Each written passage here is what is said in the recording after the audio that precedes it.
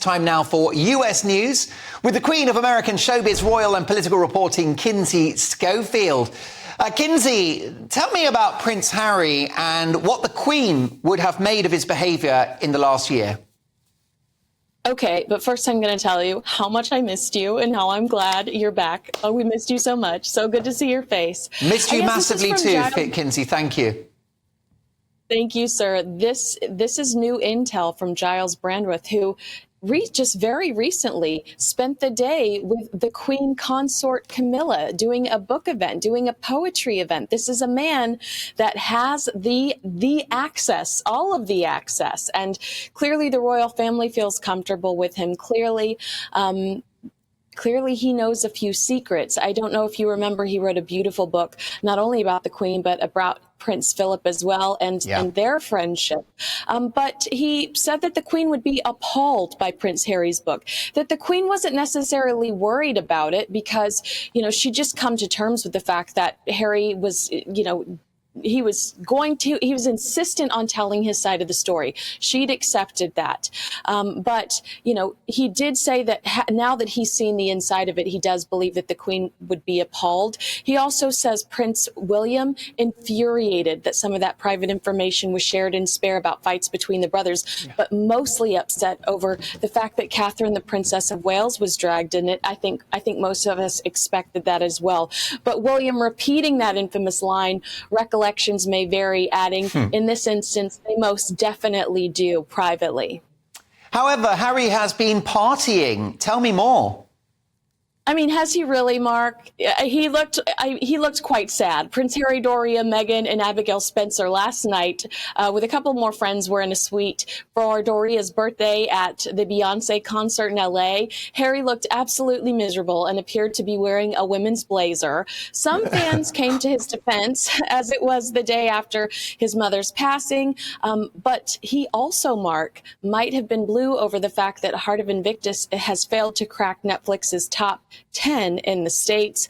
But seriously, just a glum look on his face. Yeah, I mean, what was your verdict on Heart of Invictus? I thought that the soldiers were very inspiring, but there's something about Harry now. He seems to sort of put his name to something and adulterate it slightly. You're absolutely right. The vets were compelling. I wish that was it. I would be much more excited about it if that was it. But, Harry is obsessed with this victimhood narrative, and he's got to remind us every time we see him that bad things have happened to him and he's stuck in the past. Had we not had any of that, I would be doing cartwheels over Heart of Invictus. But unfortunately, Harry had to make some unnecessary comments.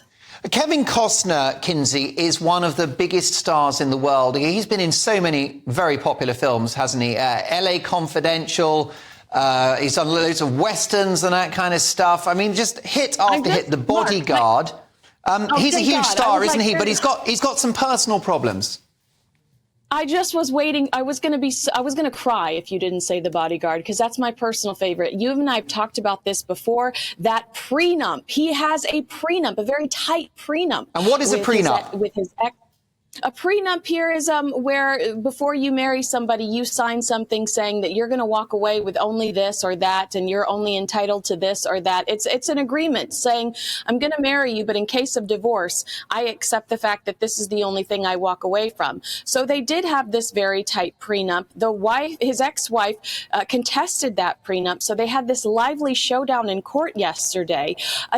It was just visually insane to watch. His ex broke down on the stand describing Christmases when they would hire all the animals from the stable in Bethlehem for the children to ride, as she tried to convince this judge that she needed over $250,000 a month in child support. Kevin claimed she was just padding the bill with things like plastic surgery for herself. Ultimately, a judge did side with Kevin, awarding his ex only about over $60,000 a month. Kevin, but he's so sweet, Mark. Kevin spoke out after their courtroom showdown saying, this is a horrible place to be. We're talking about somebody I love on the other side. So, in the end, he does look like a sweet, good man. And she kind of looks greedy, Mark. Yes, it's not a great look, is it? Let's talk about politics, finally, in terms of not a good look. Mitch McConnell, a very senior Republican, has trouble at a press conference. It's not only seemingly the president that's losing his marbles. Take a look. Your thoughts on running for re-election in 2026? What are my thoughts about what? Running for re-election in 2026. That's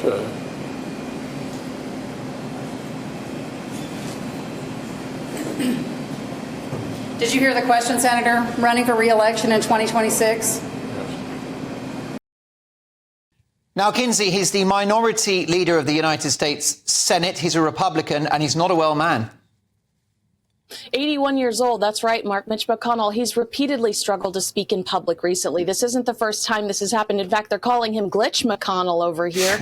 President Biden defended his political rival, claiming it was part of his recovery from a recent concussion. Obviously, these incidents have started a valuable dialogue with Americans on both sides of the aisle wanting congressional term limits. We've also got on the Democrat side, Senator Dianne Feinstein, Nancy Pelosi. I'm sure she was like 142 when she finally stepped down. But we've got a lot of elderly people over here, and we're not certain that they're able to, actually function properly.